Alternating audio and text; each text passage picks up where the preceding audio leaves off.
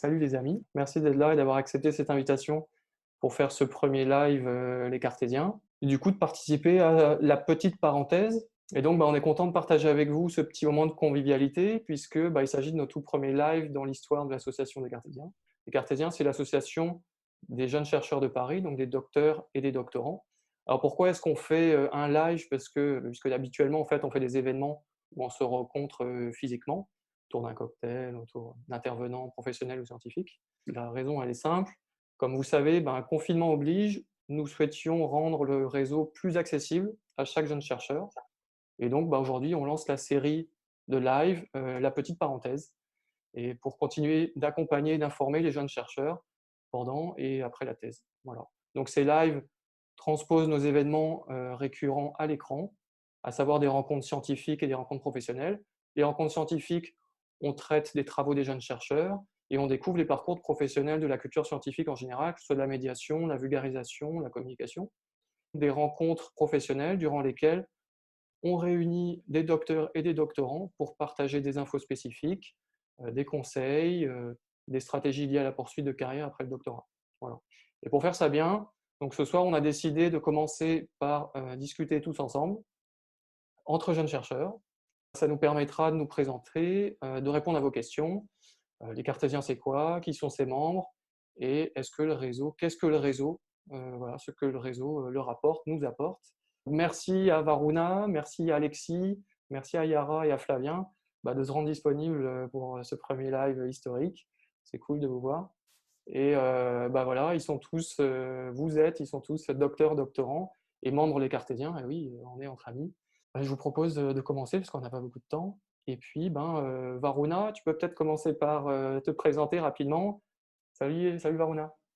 Moi, je m'appelle Varuna, j'ai 30 ans et mon parcours, j'ai un parcours qui est très académique, licence, master et qui s'est donc terminé par un doctorat en immunologie appliquée aux pathologies cardiovasculaires. Et donc, c'est un doctorat que j'ai obtenu en juillet de l'année passée, donc 2019, à l'Université de Paris et qui était en convention CIF. Et donc, une fois que ah oui, et avant ma thèse, j'ai également occupé le poste d'ingénieur d'études pendant 2 ans au sein d'un laboratoire de recherche académique, laboratoire dans lequel j'ai aussi fait, par la suite ma thèse et ce qui fait que j'ai donc, 5 années d'expérience dans le secteur, de la recherche. Ok. Et actuellement, je suis, à la recherche d'un emploi, donc dans le secteur, du conseil, financement de projets, toujours dans le domaine de la santé. Donc Donc, voilà pour la petite s'il y a présentation. s'il y a des recruteurs ici ce soir, Ouais, éventuellement. merci Varuna. Alexis, Bon ben, Alexis Picot, je suis docteur, j'ai 28 ans, je suis docteur depuis 1 an et demi. Pareil, parcours académique typique, médecine, raté médecine, licence, master, doctorat. Doctorat en physique et en neurosciences. Ensuite, j'ai fait une école de commerce. Il était clair pour moi dès le début, bien avant la thèse même, que je ne voulais pas continuer dans la recherche. La recherche était une étape, pas du tout une fin. Euh, donc, j'ai tout de suite fait ma transition avec une école de commerce à l'ESCP où j'ai fait un MBA.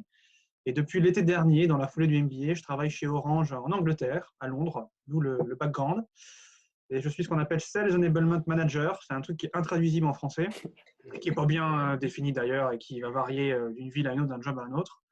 Et grosso modo, mon boulot est essayer de faire en sorte que nos équipes commerciales partout dans le monde, c'est 100, 150 personnes dans différents pays du monde, aient les meilleurs outils, les meilleurs process de fonctionnement pour qu'ils soient les plus performants et qu'ils satisfassent le mieux possible les clients.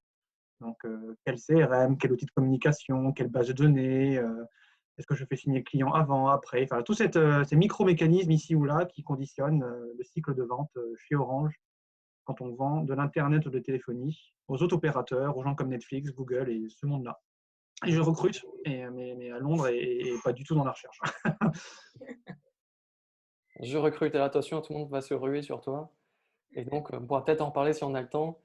C'est un peu notre monsieur connexion Internet de l'association en temps de confinement. Sans lui, on ne pourrait pas se connecter, on ne pourrait pas parler à nos proches. Donc, merci Alexis pour ton travail.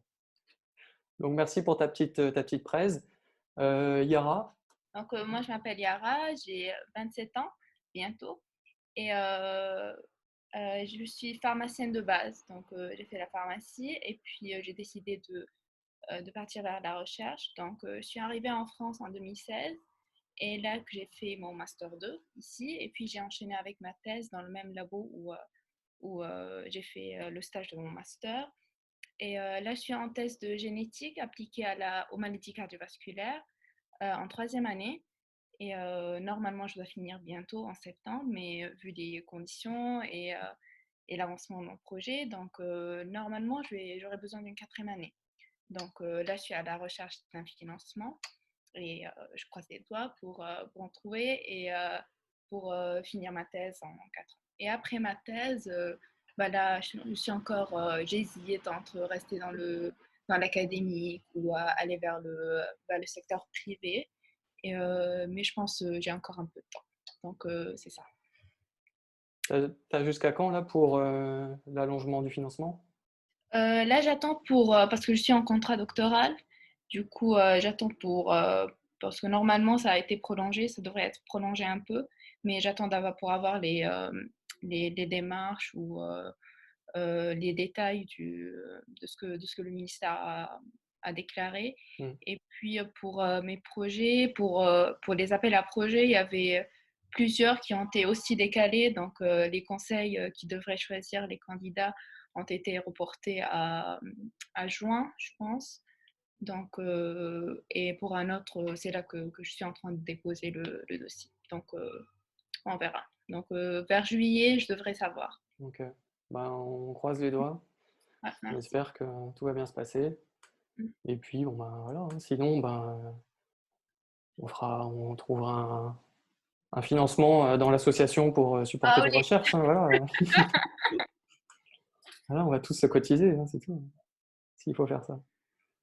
Ok, bah merci beaucoup. On va peut-être passer à la petite presse de Flavien.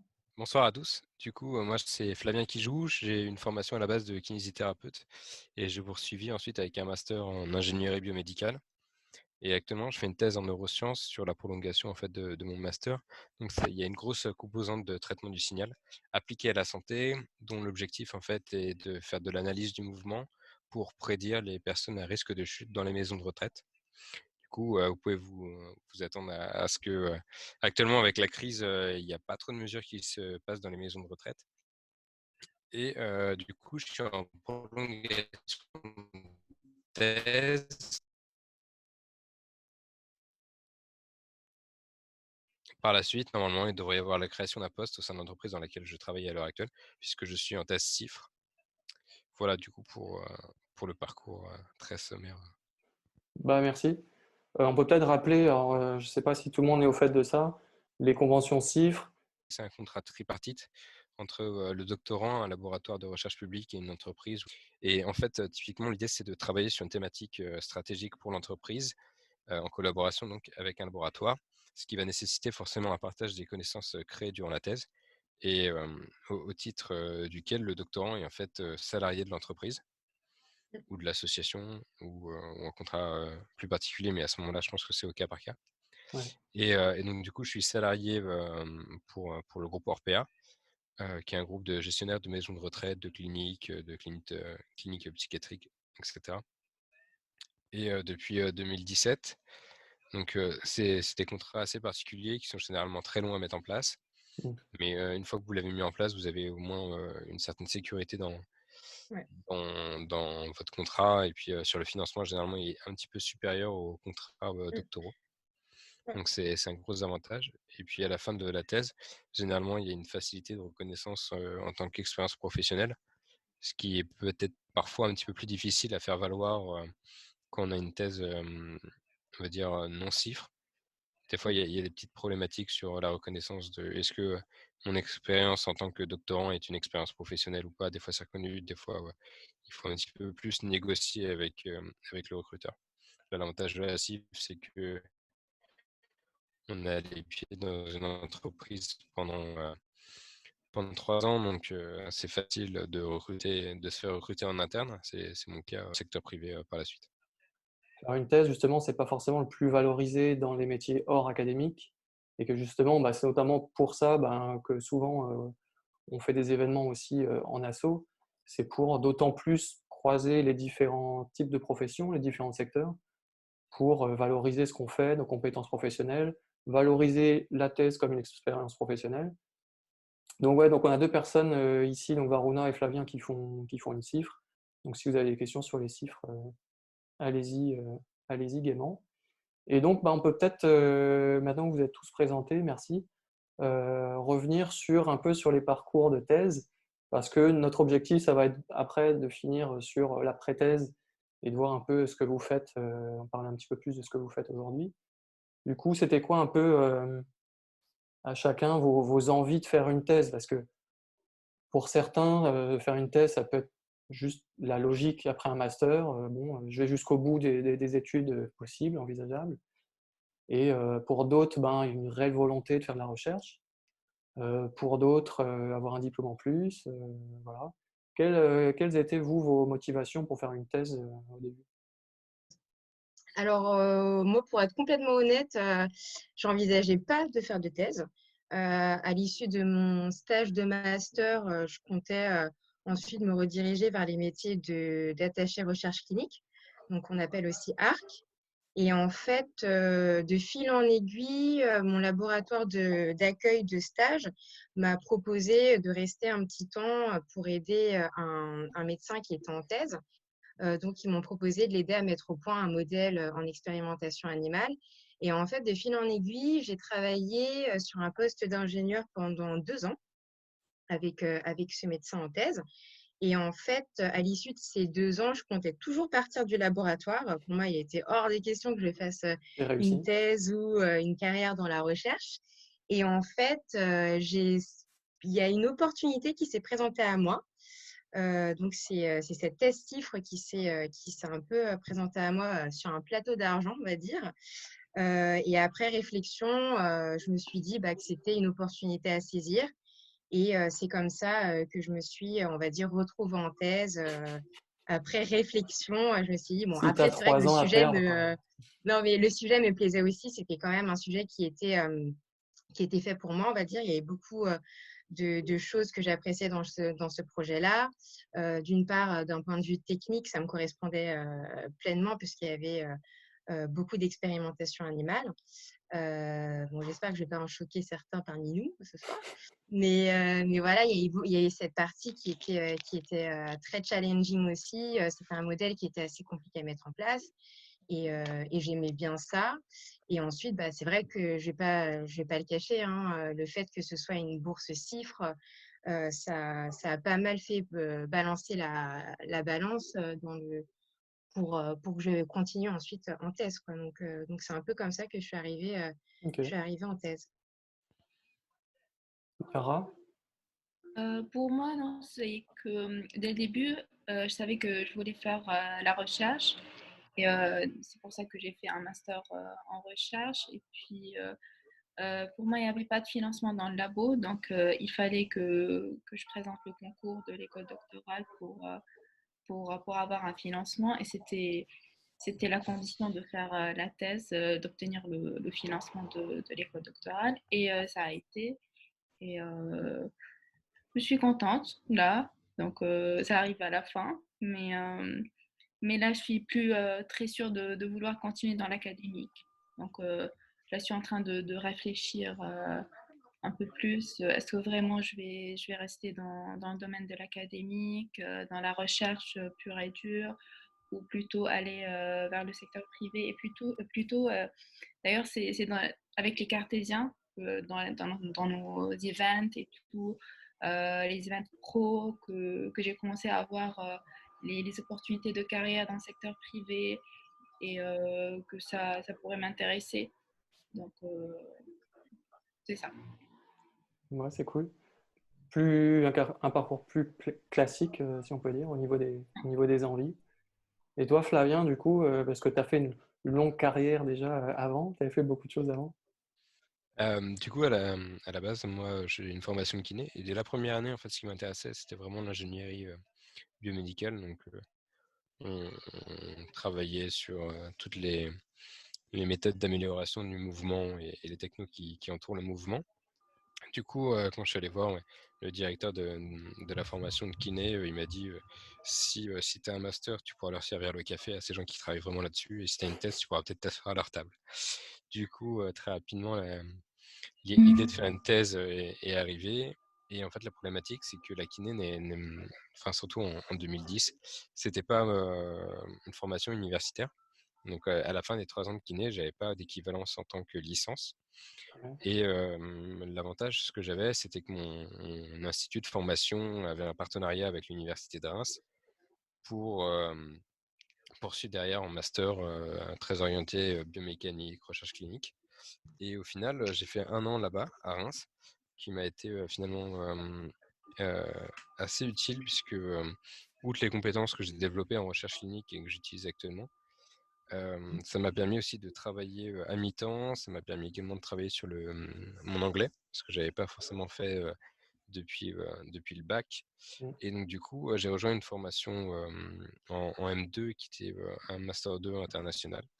Donc tout en anglais et en ingénieur et biomédical. Donc du coup, je suis revenu sur Paris, j'ai fait mon Master 2 et du coup, l'idée, c'était de démarrer une thèse dans le même laboratoire où j'avais fait mon stage. Le problème, c'est que j'avais pas réussi le concours de l'école doctorale, donc j'avais pas de financement.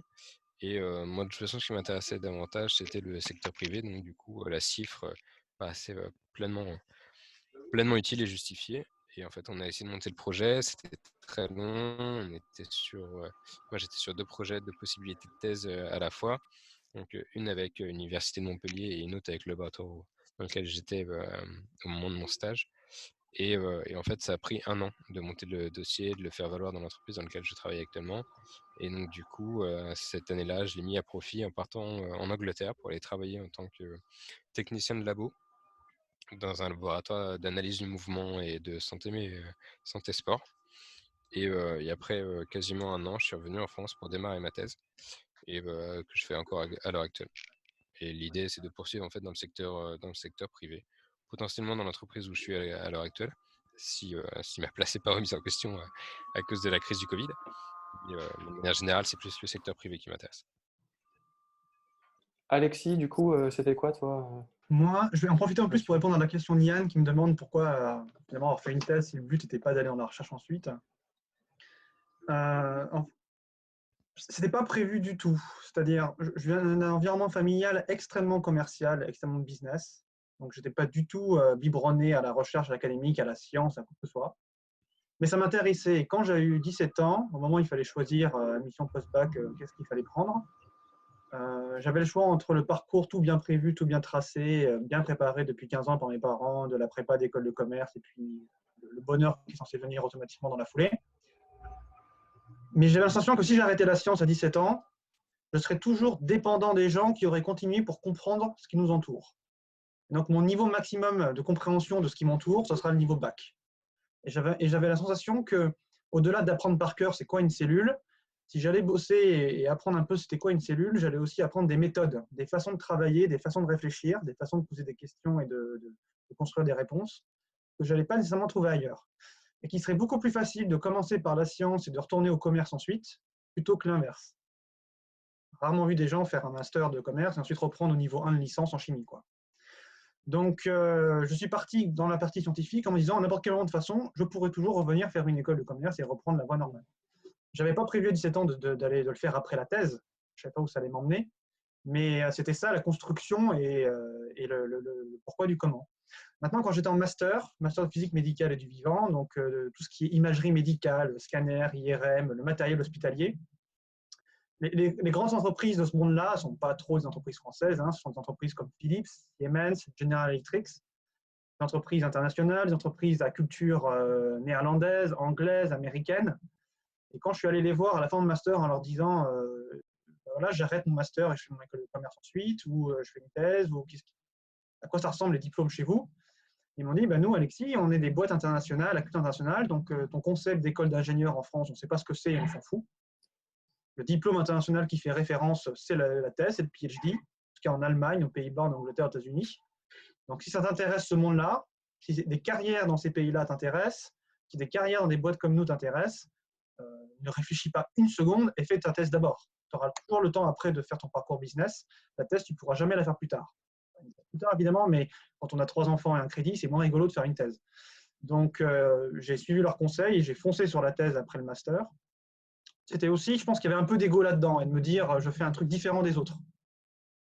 Et c'est important quand on est en entretien d'embauche avec 20 concurrents qui ont tous un CV pareil avec un master ou un diplôme d'ingénieur, d'avoir un truc différent, c'est ça qui peut aider.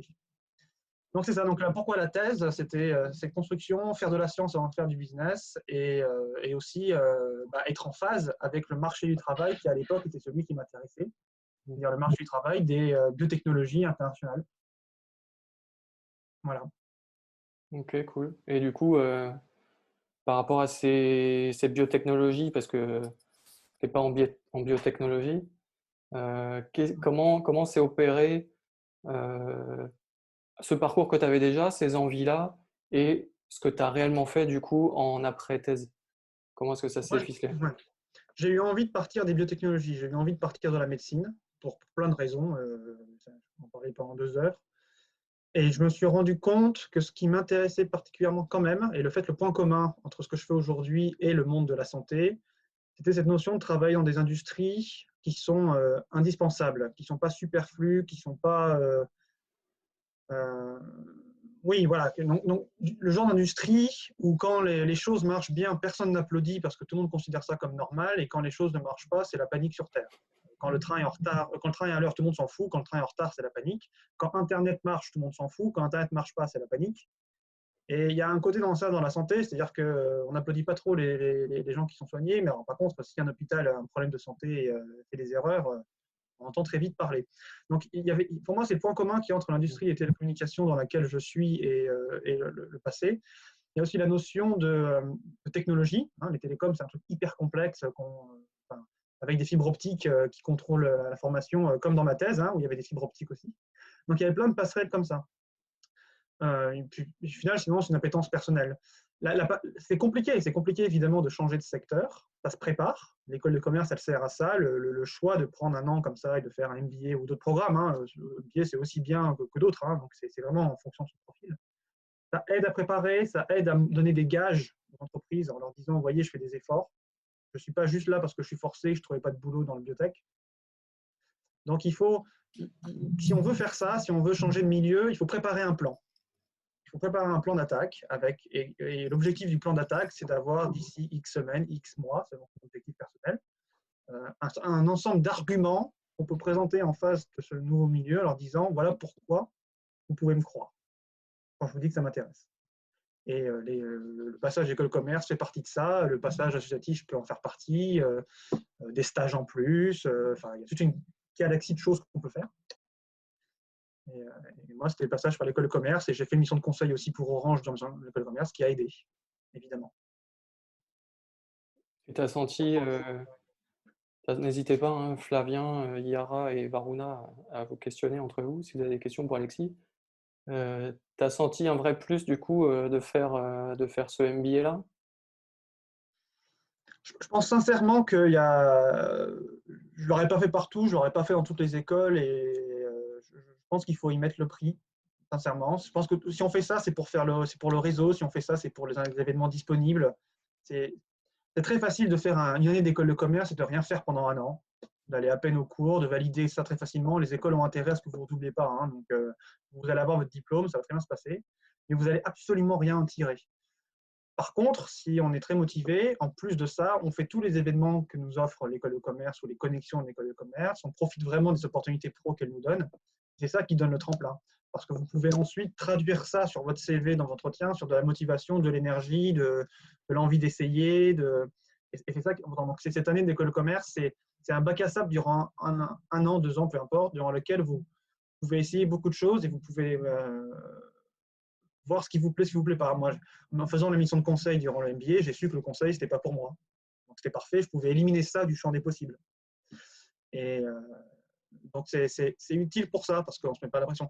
Et c'est utile aussi parce que quand on vient de la recherche, où on nous a expliqué que dès qu'on partait de la recherche, on était invendu, on avait diable, hein, c'est le diable. Hein. Moi, vrai. un laboratoire qui est un laboratoire très fortuné, où les gens sont très à l'aise, rempli de physiciens qui n'auraient pas une seconde un problème pour trouver du boulot à côté. Je suis toujours le diable hein, pour être parti et avoir décidé de faire ça. Hein. Donc, aller dans ce monde-là, c'est aussi intéressant parce que d'un seul coup, avant de se heurter au marché du travail, on a un environnement favorable, un environnement chaleureux, un environnement qui n'est pas négatif vis-à-vis de ce choix, et au contraire même qui nous met en valeur. Quand je démarre le MBA, que je suis entouré de gens qui sont leur niveau maximal d'études, c'est licence ou master, et qu'on débarque, on est docteur en physique ou en neurosciences, l'ambiance, elle change. Le doctorant en laboratoire, il est en bas de l'échelle alimentaire. Il y a des stagiaires, évidemment. Mais au-dessus, il y a les postdocs, il y a les chercheurs, il y a les ingénieurs, il y a les chefs de labo et tout ça. Le doctorat, on n'est pas en haut de la chaîne, on est en bas de la chaîne. On débarque dans une école de commerce et qu'on est entouré de gens qui ont fait la moitié de vos études parce qu'ils sont arrêtés, parce qu'ils ne pensaient pas pouvoir faire autant, parce qu'ils trouvent que parce que vous êtes docteur, vous devez forcément être plus intelligent, ce qui n'est évidemment pas le cas. Vous renversez la balance en fait et l'appréciation que vous avez de vous-même aussi. Et ça joue beaucoup ensuite dans la façon dont on va être perçu et l'image qu'on va dégager quand on va essayer de trouver du boulot à l'extérieur. Donc ça apporte tout ça de faire ces pas de côté.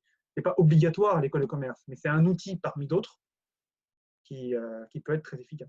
Et ça permet de rebondir sur la question de Amel. Merci de ta question qui nous demande du coup si elle qui aimerait faire de l'entrepreneuriat après, qui nous demande si on connaît des docteurs qui ont ce même parcours. Alors on peut en trouver plein. Nous, on fait des événements qui justement essaient de mettre les gens en relation pour justement notamment faire de l'entrepreneuriat. Est-ce que quelqu'un a envie de répondre à Amel sur, tu parlais du coup de cette bascule, Alexis. Comment vous gérez ça? Est-ce que vous avez envie de faire, d'entreprendre après? Il faut savoir qu'il y a la BPI France qui est un gros financeur de différents types de projets, notamment en innovation, qui cherche chaque année un grand nombre de jeunes chercheurs pour monter des projets, soit rejoindre des projets, soit en monter. Donc effectivement, il y a un gros réseau auquel il est possible d'avoir accès pour avoir de l'aide, pour poser des questions, voilà. Flavien, toi qui est proche de ce réseau entrepreneurial, est-ce que tu aurais des trucs à dire à Amel? Oui, oui, tout à fait. Il y a plusieurs personnes qu'on avait invitées pour divers événements autour de l'entrepreneuriat et des jeunes chercheurs. Concrètement, c'est qu'un plus hein, d'avoir fait une thèse pour se lancer dans l'entrepreneuriat. Hein. Si on reprend un peu les compétences qui sont censées être développées pendant le doctorat, on se rend compte qu'il y en a beaucoup qui permettent de faire la passerelle vers l'entrepreneuriat. Donc, doctorat, entrepreneuriat, sur la gestion d'un projet, la recherche d'un financement et le montage de bout en bout d'une idée qu'on va essayer de déposer sur le marché, il y a vraiment beaucoup de passerelles. On pourra retrouver au travers des partenaires des cartésiens, beaucoup de personnes qui se sont lancées dans l'aventure entrepreneuriale et qui du coup te permettront en fait tout simplement d'avoir des retours où démarrer, est-ce qu'une formation complémentaire est nécessaire, comment trouver des partenaires, etc. Des questions qu'on se pose souvent lorsqu'on décide de monter un projet partenarial, un projet entrepreneurial. Donc voilà. Ouais, beaucoup de gens cherchent des jeunes chercheurs prêts à se lancer sur l'entrepreneuriat. Donc franchement, tu manqueras pas d'interlocuteurs. Et il y a tellement de structures aujourd'hui qui sont là, que ce soit des incubateurs, des accélérateurs, qui sont là pour aider à des projets. Il y a beaucoup de hackathons, il y a plein de projets aujourd'hui qui poussent vers ça. Donc franchement, tout est ouvert pour toi. Tu auras plein de mains qui seront tournées vers toi si c'est vraiment ça que tu veux faire, sans souci. Et une façon de tester pour savoir si c'est pour soi ou pas, c'est d'en rejoindre une pendant la thèse, juste après, de donner un coup de main. Les startups, elles ont besoin de gens pour bosser pour eux, elles n'ont pas d'argent pour les payer. Hein. Donc quand on vient toquer à la porte en disant je suis intéressé par cette expérience, j'aimerais voir à quoi ça ressemble, je ne vous demande rien, un peu comme participer à une asso, ce genre de choses, ça peut intéresser beaucoup des startups et ça peut vous donner l'occasion de voir à quoi ça ressemble, si ça vous plaît ou pas, et de comprendre le milieu, découvrir le milieu et vous lancer Et ensuite. justement, nous, on est là, Amel, nous, on est là pour ça, à mettre en correspondance. Si tu as des idées, des envies de rencontres, etc., tu nous en fais part et on peut monter quelque chose et créer une rencontre. Je voulais revenir, là, il nous reste plus beaucoup de temps, il nous reste 4 petites minutes. J'aimerais bien interroger Varuna rapidement sur, justement, elle qui a fini sa thèse il y a quelques temps, qui est sur cet entre-deux, dans cette recherche d'emploi. Et Varuna, elle se donne du temps justement pour voir tous les différents aspects. J'aimerais que tu nous parles en 1 minute de Oula. comment tu planifies ça. Alors, en 1 minute, ça va être un peu Ouais. difficile, mais je vais prendre le challenge. Alors, moi, j'ai pris, j'assume de prendre le temps de laisser toute cette expérience de thèse et de la laisser un peu décanter. Donc, maintenant, ça s'est passé, c'est bon. Je me suis pris quelques mois pour faire une réflexion sur voilà, la thèse, comment elle s'est déroulée, ce que ça m'a appris, ce que je peux en retirer. Et c'est vrai que j'avais besoin de prendre ce temps, en fait, de faire ce travail sur moi, de voir un peu quelles étaient les possibilités pour moi, ce que je pouvais faire avec cette thèse, vraiment essayer de la valoriser au maximum, valoriser tout ce que j'ai pu apprendre pendant cette thèse et voir quelles étaient les options qui pouvaient s'offrir à moi. Enfin, je voulais pas du tout postuler pour avoir un job et postuler et avoir un travail. Enfin, pour moi, c'était un peu essentiel de devoir faire ce travail et regarder et m'arrêter un petit temps pour regarder quelles étaient les offres, quels étaient les profils qui étaient recherchés pour les docteurs, quels postes on avait accès et voilà. Mais après, c'est vrai que c'est pas, je peux comprendre que ça soit pas possible pour tout le monde de prendre ce temps, de faire ce travail. Mais moi, en tout cas, j'ai ressenti le besoin d'arrêter un petit temps et de regarder ce qui se faisait autour de moi, quelles étaient les possibilités en fait. Vendredi, on fait un live avec Chara, donc, qui est aussi docteur, qui est passé par les Cartésiens, qui parlera plus de son parcours, à qui vous pourrez poser toutes vos questions. Je vous invite, si vous avez d'autres questions, à venir sur cet événement pro vendredi, sachant que la semaine prochaine, on fera un événement plus scientifique avec Mathieu, qui est docteur, qui a lancé sa boîte en communication scientifique. Voilà. À bientôt. Vous pouvez continuer sur le lien qu'il y a sur Discord, sur la discussion. Et puis, voilà, on est souvent connectés, on peut discuter. Je vous remercie tous. Merci pour Salut, l'invitation. salut les amis. Salut Yara, Flavien, Varuna, Alexis. Et Ah, à salut. très vite, à vendredi. Salut! Salut!